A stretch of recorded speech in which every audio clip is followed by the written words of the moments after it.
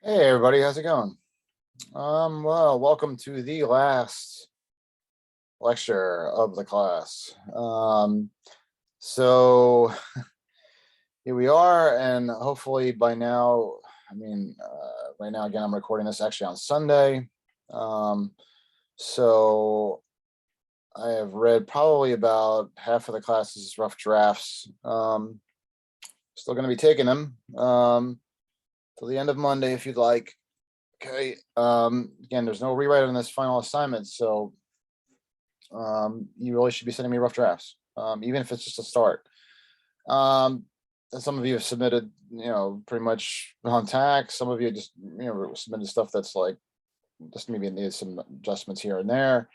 I'm going to address a couple of papers and just, they just probably needed some like kind of like quick fixes, that sort of thing. But I just wanted to address maybe a couple common issues I've seen in some of the rough drafts that probably need to be addressed. And basically on the lines of like that, you have to remember that we're still doing the same kind of story we've been doing all semester. It's just longer, okay, twice as long. That probably means more people to be interviewed. It doesn't mean necessarily having like this gigantic beginning, like a preface or something like that. And what I've been seeing basically is kind of like a cross into the back into the research paper mode that you guys have been taught in expository writing and that sort of thing. And I don't want you to write a research paper. I want you guys to write a news story. It's just longer. Okay. So just want to get to show you a couple of things here. I know it's actually kind of like, um, you know, I've talked about this and I've kind of repeated it a few times, but I actually updated something in the modules section just so people understand, like, what this means, this final assignment means in terms of the whole class and the grading. And again, the idea here is this is actually not necessarily supposed to actually hurt anybody. This is actually supposed to help people. The idea that you've gotten to a point where you've progressed in your writing to the point where you can um, actually write something that's solid and publishable. Okay. So that's why the final assignments, final two assignments count more. Let me just share the screen here. What I did was I actually went back. I know this is probably something I probably should have done earlier in the semester, but what I did was I updated something. If you find it, you'll probably find it under, let's see here. You'll find it under week 3, January 31st is when I started talking to you guys about how things are essentially graded. But what I provided to you was essentially the evaluation I use in terms of, and it's subjective, okay, but how I determine like, a letter grade for each assignment, okay? Again, A, publishable and understandable, B plus, publishable and understandable, but largely clear and accurate and focused. B is kind of the same thing, but it depends on the level of editing. The story, requires some editing, maybe some clarification, basically to help square the focus. Okay. I would say that B is just more substantial. That C plus is kind of actually like tends to be like a story where again there's an identifiable theme there, but at the same time it's maybe it lacks some clarity and focus. Okay. D, F, and R, as I grade on the first draft, is when it's really kind of lacks that focus, understanding, and clear identification.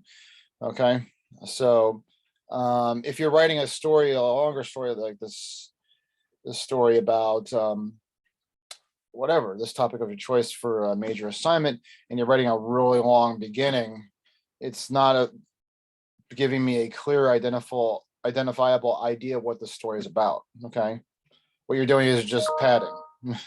Okay, what you're doing is just basically taking a very long time to get there and not giving the reader necessarily a clear understanding what the story is about. An anecdotal lead is different. I mean, that's if you did put an anecdotal lead in there, it's fine, but it's still focused on the topic. It just kind of more teases you into it. But if you're kind of giving me this whole thing where you're giving me like I've seen papers where you're writing about a certain topic, for instance, your reaction to a certain thing that's going on, whether it's transgender athletes or it's abortion or whatever, and you're giving me kind of like a whole history lesson on what's happening with that, but you're not getting to the reaction right away, then I don't know what the story is about. I don't know whether the story is about the history of abortion, or if it's about the reaction to it. Okay, you got to stick with the reaction, and which is what I've encouraged about everybody to do, is really just kind of, given the amount of time we've had, it's really better to write a story about the reaction to these cases, these national issues or whatever, than it is to actually like write an actual story directly about it, because then you would need to do things like interview like Congress members and things like that, and Supreme Court justices or whatever. So just stick to like your simple reaction, like college students or whatever. Okay. Again, the grading big. I actually added this to this. It's grading breakdown. And again, I've talked to you guys about this before. And I'm actually hoping to save this for future semesters. I'm actually thinking. I mean, I've had past semesters. I've had actually only 6 assignments, but this I gave you guys 7, which actually I think is a better thing because it gives you more opportunity to do stuff and do better. But as you can see, the first 5 count less. Okay, 9.1% of your writing grade, which is 70% of your total grade. The 6th assignment, which is the weather feature, and don't forget that's also due on Monday, the rewrite of that. Okay, and actually I was really quite pleased again with what I saw with that. 18.2% of your grade, that's twice as much as the previous assignments. And then the major assignment is 36.4. Okay, that's 4 times as much as these. So again, these last 2 are more than 50% of your writing grade. Okay. All right. So let me go to a couple of drafts here, and I actually like the effort that's been put in, that sort of thing. I really want to like give people like compliments on basically the amount of effort they put into it, but sometimes you just got to make sure that you got to still stay focused on your topic, make it in a topic that's actually something that you can do and something that's actually clear and focused. This was, I thought, an example of a story I thought was a bit unfocused at the top, where I thought it was basically supposed to be a kind of like a reaction to a rising crime. Okay. And that reaction is basically generally like people and experts and that sort of thing. So what you have to do is you have to basically be clear about, when you do a reaction story, who's doing the reacting. Okay.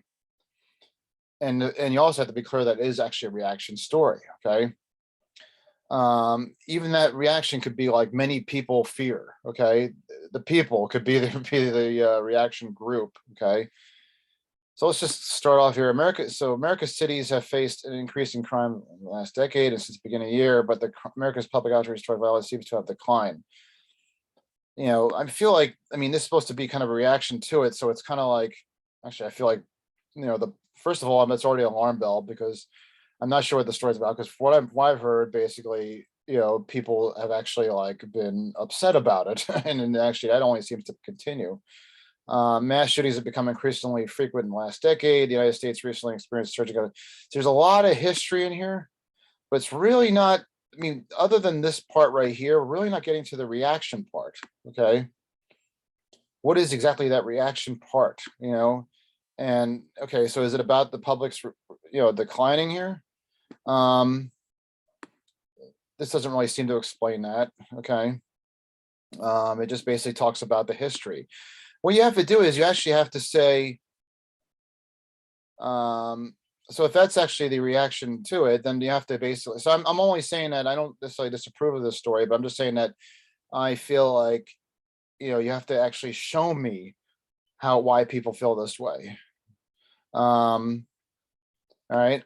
So anyway, but when we start actually going to the history, okay, it kind of distracts from the focus of the story, which is supposed to be about the reaction, not the history. So basically, what you have to do is you have to allude to that. You either have to like basically include this as part of your background, which goes lower in the story, because I understand you want to give people an idea what's going on. Okay, that's the natural compulsion people would have to kind of explain things. Okay, but you have to kind of keep it in the theme of reaction. So you say like, many people are concerned. Okay. Are still concerned. And so that's how you change it. Basically, it becomes reaction. This is reaction. This is a reaction. Okay.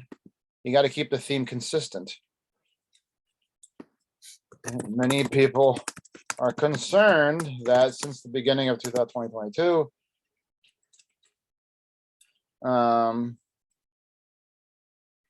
okay.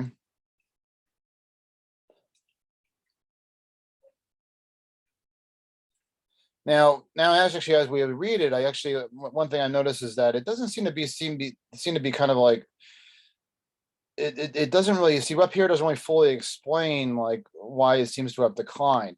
The rest of the story seems to kind of talk about, now we finally suddenly get into like the reaction. When we start off with a forensic psychologist, and it seems to be the kind of consistent theme is that many people are reacting, but not necessarily their outrage has declined. It's just that they become more numb. Okay. So you have to be careful that like you have a full, clear, consistent explanation for like, you know, from top to bottom, what that reaction is. So you have to be clear in the lead, okay? You know, maybe you say like largely because they've become numb to it. Okay. Now the first reaction comes from somebody who's a forensic psychologist. So, and then again, accepting the violence, but becoming more used to it. So that's kind of like a numbing feeling. So it's not necessarily like that they've declined in their, feelings of outrage. It's just that they've become more, detached from it. Okay. And then it kind of goes into his explanations for that. Okay. So we have to make sure that it stays consistent. It's about reaction. So we have reaction, we have reaction, we have a reaction. Okay. So you can allude to these things, but there's at the same time, maybe it's just like there's just too much of this stuff here at the top. Maybe like, maybe we could like move some of this stuff down. But actually, right here, it actually also talks about here. There is also a consensus across a variety of professions, as well as Asian demographics, that it becomes so commonplace. The American people has become so desensitized, numb, or accepting. Okay, I felt like we took a little bit long to get to that. So maybe we just kind of move up a little bit of the the numb part to it. Okay.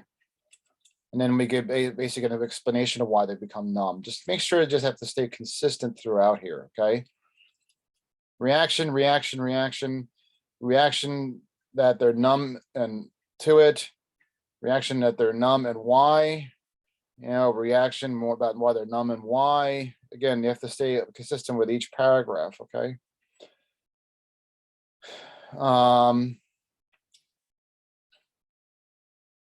Okay. Yeah, and this person here, I guess, retired cop, talking about how people just kind of almost expect violence to be in their neighborhood. So again, just you have to really kind of make sure you just stay consistent. Don't go into the whole history lesson of violence in the United States. Make sure that you stay consistent on the topic, which is that they're reacting to it. Okay. All right. All right. All right. So that I want to show you another story here, sports gambling. Okay. Again, this one actually I thought was actually a little less clear at the top. I actually thought the story was actually at the bottom was actually not the bottom, but the rest of it was actually clearer. That was basically students reacting to the idea of like gambling essentially becoming more legal in New Jersey. And but it kind of starts off with something that basically gives again more of a history lesson than an actual story, which is about reaction. Okay. Due to a ruling by the United States government, which struck down federal ban on sports wages, New Jersey has quickly become one of the hottest places. Okay, so that's good, but just around campus, shared. I'm not sure this is differentiating opinions. I think it's misspelled. And on the passing new laws that allow people to see. I actually think that actually like that part right there covers everything. Okay, basically. This is what the story is about. Students reacting to the new laws that have passed that allowed gambling to become bigger in this state. And perhaps, we just take this little history lesson right here, we get quicker into the story, and maybe we move it down here. Okay. Maybe again, it's something that's alluded to, maybe we put it down here. Or maybe we even put it like maybe in the second graph here.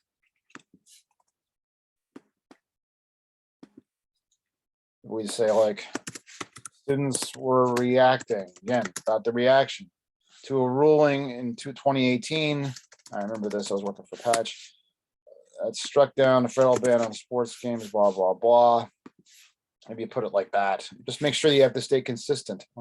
Like I said, we could have also just maybe moved this down, maybe. So we could just stay right with the reaction of the students.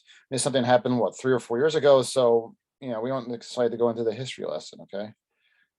We could even put it down even like further here, okay?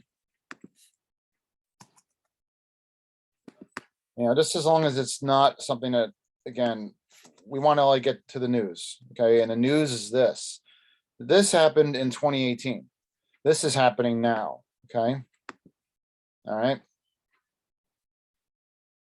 I hope that makes sense.